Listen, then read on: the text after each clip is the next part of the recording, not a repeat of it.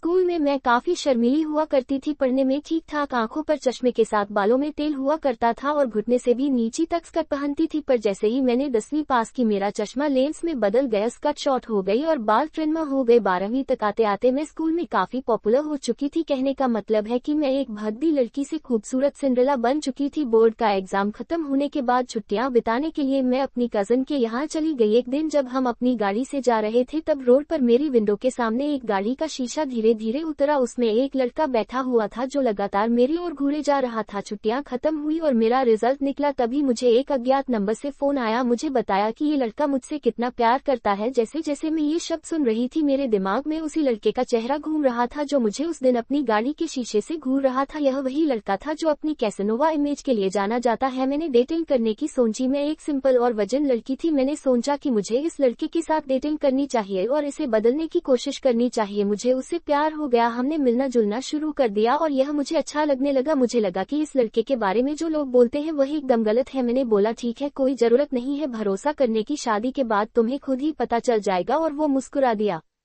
कुछ दिनों के बाद मुझे उसका कॉल आया क्योंकि दूसरे दिन वैलेंटाइंस डे था और वह पूरा दिन मेरे साथ ही बिताना चाहता था। वह इतना ज्यादा एक्साइटेड था कि इस बात से मुझे पूरी रात नींद नहीं आई। सुबह मैं अच्छी तरह से तैयार हुई, हाथों में कार्ड लिए मैं उसी रोड पर खड़ी थी जहां हमने पहली बार एक दूसरे को देखा था। उसने अपनी कार रोकी, मुझे फूल दिए और मेरे माथे को चूम कर बोला आई लव यू। रास्ते में मैंने उससे पूछा कि हम कहाँ जा रहे हैं, तब उसने कहा कि उसने मेरे लिए अपने दोस्त के घर पर एक स्पेशल प्लान बनाया है।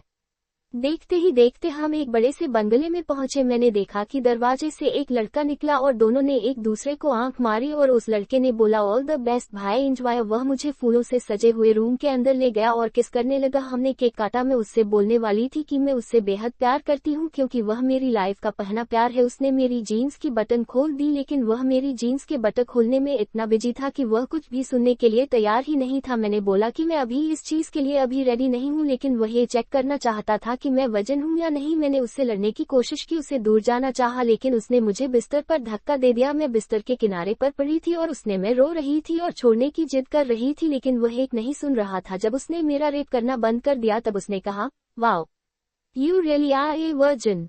मैं उठी और इतना रोई कि मेरी आंखों पर लगा मेकअप पूरी तरह से फैल गया।